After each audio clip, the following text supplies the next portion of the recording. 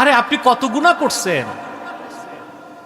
গুনাহগারও যদি মৃত্যুর আগে তওবা করে আল্লাহ নিষ্পাপ বানাই দিবেন। কত গুনাহ করছেন। আরে আপনি কত গুনাহ করছেন। ইমাম আজম আবু হানিফার কাছে এক ব্যক্তি জিজ্ঞেস করলো, কোন এক অসভ্য তার মায়ের সাথে জেনা করছে, মাকে জবাই করছে, মায়ের মাথার খুলিতে মদ পান করছে, সেও যদি তওবা করে আল্লাহ কি মাফ করবেন?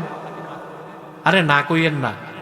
ইমাম আজম বলেছেন, সে যদি তওবা নাসুহা করতে পারে, হতে পারে আল্লাহ তারেও মাফ করবে। এরকম গুনাহগার একজনই মাঠে আছে আমাদের মধ্যে, কথা বলে না।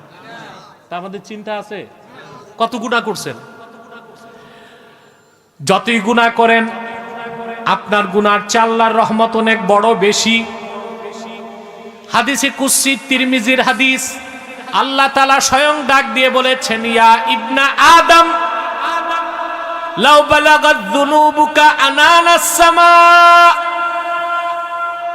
সুম্মা ইস্তাগফারতানি লাগাফারতু লাক। ওরে আদম সন্তান, তোমার গুনাহ জমে জমে যদি আকাশের মেঘমালা পর্যন্ত পৌঁছে যায়, তারপর যদি তুমি আমার কাছে আত্মসমর্পণ করে ক্ষমা চাও, আমি আল্লাহ তোমারে মাফ করে দিব।